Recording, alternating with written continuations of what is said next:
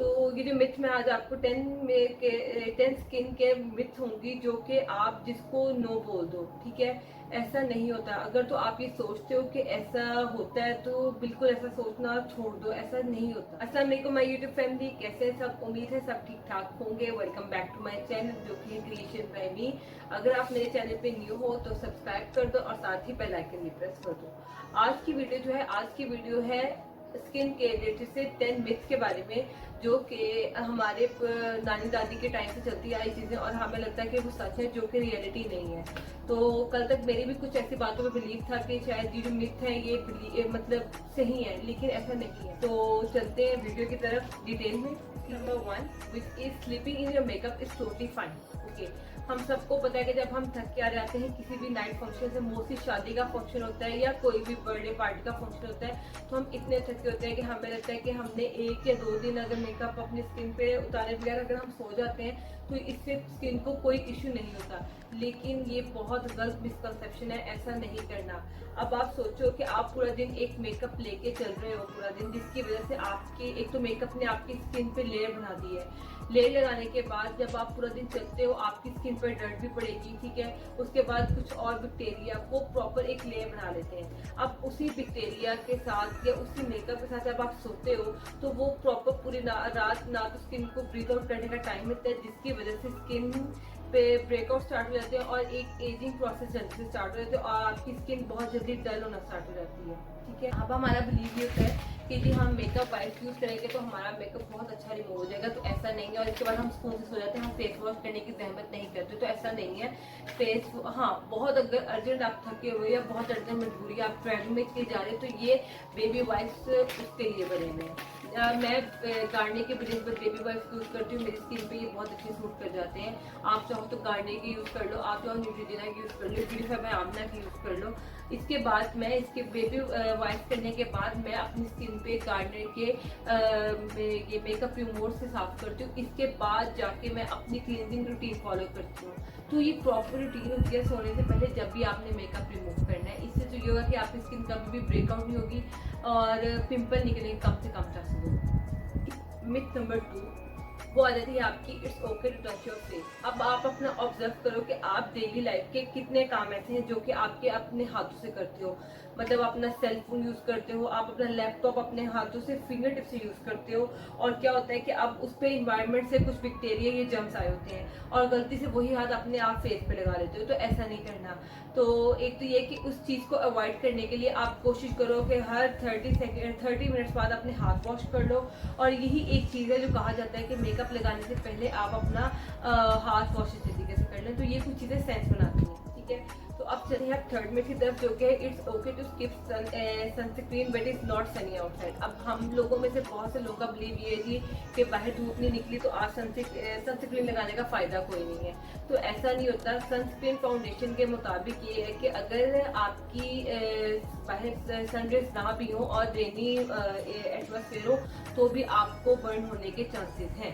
अब ये आ जाता है कि SPF लगाना कौन सा चाहिए। अगर तो आप चलते हैं FDA रिकमेंड करती है कि आप 15+ SPF लगाएं, ठीक है, डेली बेसिस पे। लेकिन अगर इससे हाई हो तो ज्यादा यूज करते हैं। मैं डेली लाइफ में अपना यूज करती हूँ 30+, ठीक है। और ये बहुत हैंडी है, 24 घंटे मेरे बैग में होता है, तो मैं जब भी मुझे लगता है कि मैं भूल रही हूँ। और ये सनस्क्रीन सबसे स्किन केयर का सबसे एंड प्रोडक्ट है, एंड पे सबसे स्किन केयर के लगाया जाता है।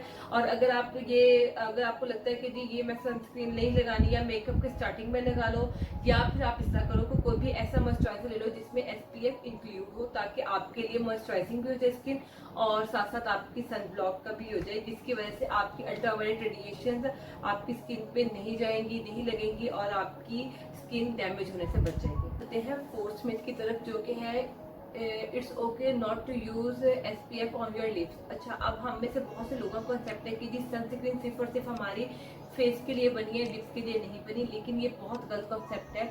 हमारे लिप्स को भी उतनी ही केयर की जरूरत है जितनी हमारी स्किन को है। अगर आप ऑब्जर्व करो कि आप अपनी स्किन को निगलेक्ट करते हो तो वो डल हो जाती है।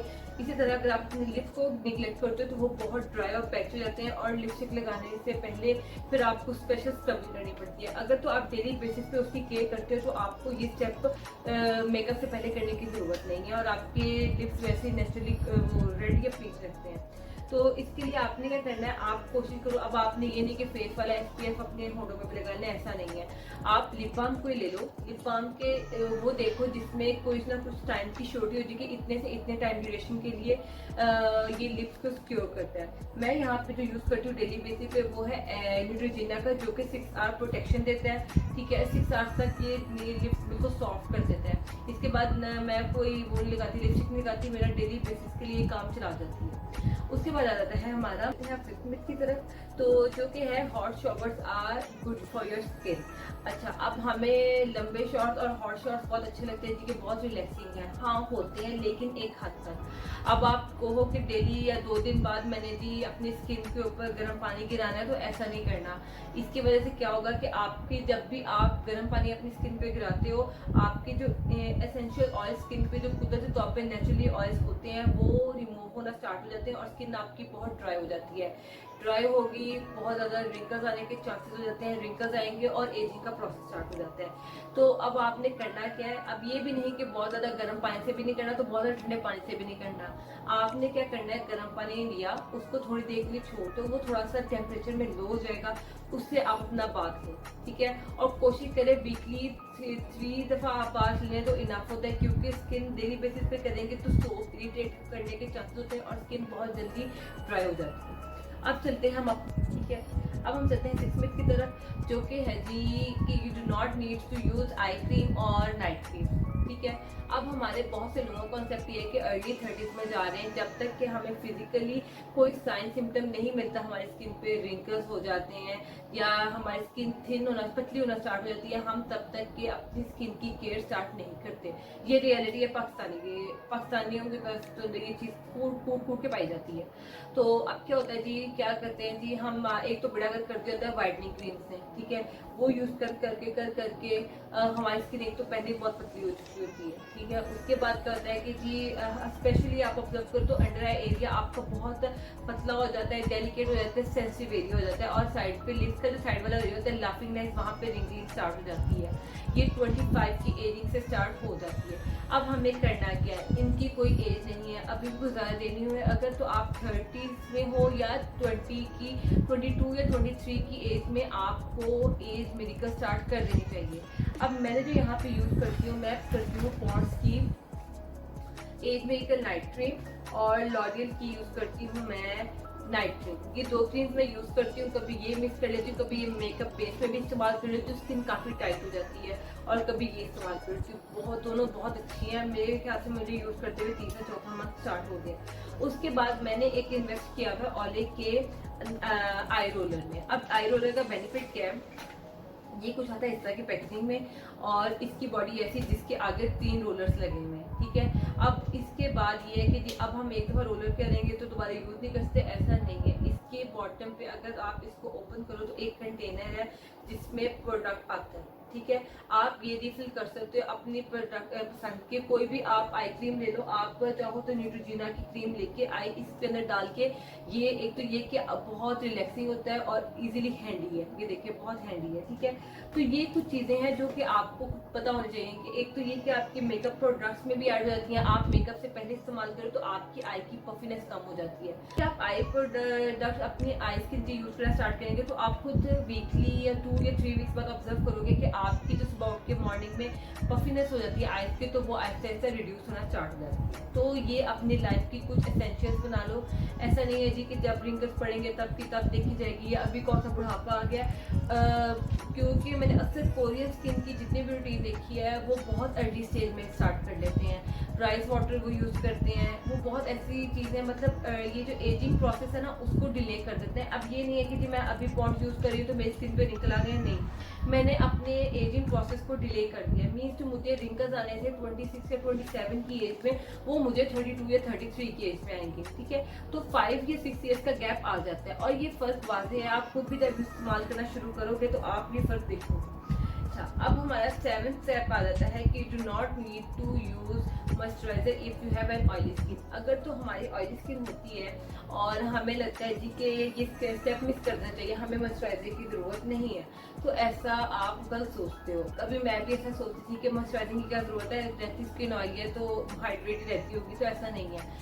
एक्सटर्नल फैक्टर्स, अब कुछ एक्सटर्नल फैक्टर ऐसे जैसे पॉल्यूशन हो गई, डर्ट हो गई, वो क्या करती है कि हमारे ऑयल स्किन मॉइस्चराइजर बैरियर को कर देती है कमजोर, जिसकी वजह से हमारी स्किन मॉइस्चराइजर एब्जॉर्ब नहीं करती और ऑयल ज्यादा से ज्यादा प्रोड्यूस करना स्टार्ट कर देती है। इसकी वजह से हमारी स्किन बहुत ज्यादा ऑयली लगती है। अब आपने क्या करना है, इसके लिए आपके पास कुछ वेज है। आप तो एलोवेरा जेल ले लो, एलोवेरा जेल को एज अ मॉइस्चराइजर यूज कर लो। अगर नहीं करना, आपके पास एलोवेरा जेल नहीं है, तो अपने पास कोई भी अच्छा सा मॉइस्चराइजर ले लो। मैं किसी ब्रांड में नहीं जाती, वैसलीन है, हर बंदा अफोर्ड कर सकता है। आप इस तरह का मॉइस्चराइजर लेके हैंडी अपने पास रखो। जब आपको लगे कि आपको डिहाइड्रेट हो रहे हो, तो आप ये थोड़ा सा लेके अपने हाथों पे और फेस पे लगा लो।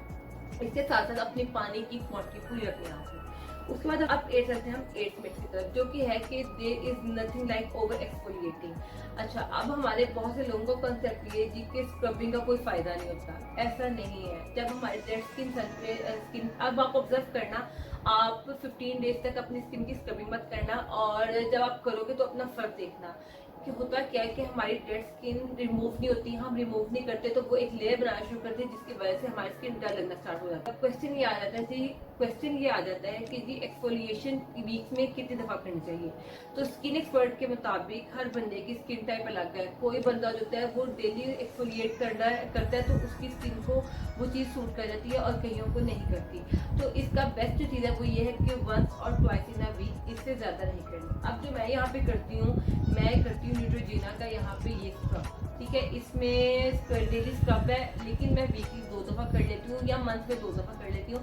मैं इससे ज़्यादा स्किन को टच या रब नहीं करती। अब उसके बाद 9th मिनट आ जाती है जी कि steam your face, open up your pores. तो ऐसा नहीं होता। अब हमारा अगर देखा जाए तो कॉन्सेप्ट ये है कि जी वाटर टेम्परेचर के मुताबिक हमारे पोर्स ओपन भी होते हैं, पोर्स क्लोज भी होते हैं। तो ऐसा नहीं है। कल तक मेरा भी यही बिलीव था कि शायद पोर्स ओपन होते हैं, पोर्स क्लोज होते हैं। ऐसा नहीं है, ये बात क्लियर कर लो। पोर्स ओपन ही रहते हैं। पोर्स ओपन रहते हैं तो हमारी स्किन सांस लेती है, हमें स्वेटिंग होती है। अगर पोर्स क्लोज हो तो स्वेटिंग कैसे हो और हम ब्रीथ कैसे करें। आप अक्सर ऑब्जर्व करना कि अगर आप कोई भी जैसे नाइट क्रीम चलती हैं, अगर आप इसको स्किन पे लगा लेते हो, गर्मी का मौसम होता है, तो आप देखोगे कि आपको बड़ी ऑकवर्ड फील होती है जी कि क्या मेरी स्किन, क्योंकि इस टाइम वो प्रॉपरली आपकी स्किन पे क्लियर आ जाती है। उसकी वजह से आपको स्वेटिंग स्टार्ट हो जाती है और आपको होता है कि मैं स्किन जल्दी से वॉश कर दूँ।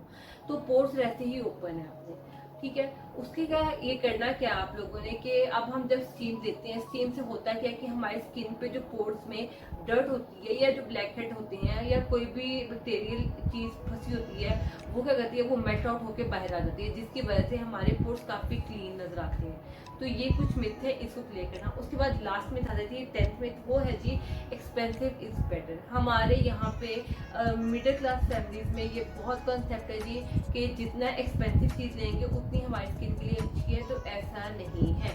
लाजमी नहीं है कि 800 वाली चीज़ ही आपकी स्किन को सूट करे। कभी कभी आपकी स्किन पे 200 वाली चीज़ या 100 वाली चीज़ भी उतना ही अच्छा रिजल्ट दे रही होती है जितना कि 800 वाली चीज़। तो इसका अब करना कैसे है, अब मैं आपको बताती हूँ। मैं फेयर एंड लवली का भी फेस वॉश यूज़ किया है, मैंने लॉरियल का भी फेस वॉश यूज़ किया है। हाँ, थोड़ा ड्यूरेशन ये फ़र्क आ जाता है, ड्यूरेशन का फ़र्क आ जाता है। जहाँ पे फेयर एंड लवली की बाद स्किन मेरी ऑयल आती है 3 घंटे बाद, तो लॉरियल मेरा 5 घंटे निकालता है। सिर्फ टाइमिंग का थोड़ा आ जाता है, लेकिन ट्रस्ट मी उतना ही रहता है, रिजल्ट में कोई कमी नहीं आती, ठीक है। तो ये कुछ मिथ आपको, अगर तो आपके भी माइंड में कोई मिथ है या आपकी इंफॉर्मेशन में कोई ऐसी मिथ है जो कि हमें पता नहीं है, तो कमेंट्स में बताएं मुझे। और अगर आपको वीडियो पसंद आई हो, लाइक करें, शेयर करें, कमेंट करें और दुआ में याद रखिएगा। अल्लाह हाफिज़।